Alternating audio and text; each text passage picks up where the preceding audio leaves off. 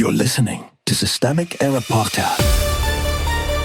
The failure was designed.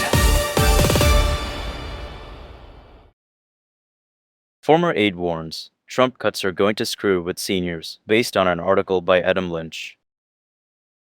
Trump picked seniors' pockets and called it stabilizing. The real decision maker. The relevant power here is not some abstract market and not the seniors who will eat the cost. It is the Trump administration, with CM as chief, Mehmet Oz as the public face of the decision, ending a $3.6 billion subsidy that had been suppressing Part D premiums. That is the actual act. Everything else is spin. Trump ran on protecting Medicare at all costs. Then his own administration chose to make drug coverage more expensive for older people on fixed incomes. That is not confusion. It is a deliberate transfer of pain downward, wrapped in the language of fiscal virtue. The spin is the point. Oz calls this stabilizing the market by ending an insurer bailout. That phrase does the usual conservative laundering job. It recasts a public subsidy that kept premiums down as some immoral indulgence, as if lowering costs for seniors were a distortion rather than the point. The reporting says the money was compensating insurers so they could keep prices low. So the administration is not exposing waste. It is removing a cushion and pretending the blow will somehow count as discipline. That is not market hygiene. It is political cruelty with a bookkeeping accent. Seniors are not a line item.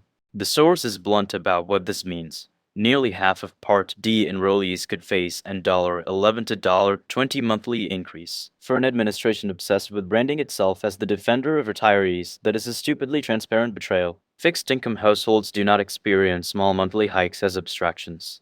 They experience them as skipped prescriptions, tighter grocery budgets, and one more pressure point in lives already built around counting every dollar. The article's most revealing detail is not the policy itself but the timing. 98 days before a midterm, the White House is manufacturing a premium shock among one of its most reliable voting blocs. That is not strategic brilliance. It is self-inflicted political damage caused by ideological vanity and contempt for the voters who were supposed to be protected. Spicer accidentally tells the truth. Sean Spicer's complaint is not moral. It is tactical. He is not saying seniors deserve better.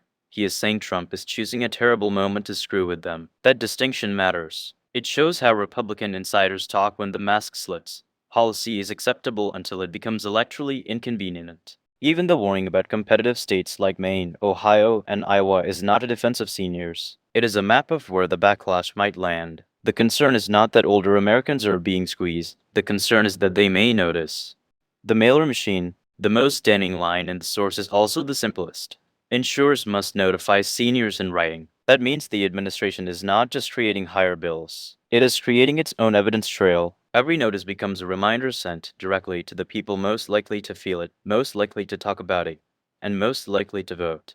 Spicer calls that a free mailer for Democrats. He is right, but the deeper point is uglier. When Republicans govern by cutting benefits and then panic about the political consequences, they are admitting that their policy choices are incompatible with democratic accountability. They do the damage first and then complain when voters receive the invoice. The pattern. This is the standard authoritarian adjacent conservative move in miniature. Take something people depend on, rename the harm as reform, and blame the system for the pain you caused. The public is supposed to absorb the cost quietly while elite spokespeople argue over whether the timing was smart. That is the real story here, not a messaging problem, not a senior vote problem.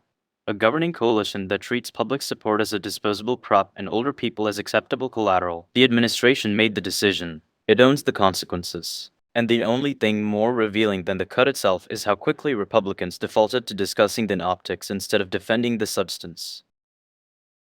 You've been listening to Systemic Error. Thanks to Alternet for today's article. With the automated voice of Kiesel, thanks for listening.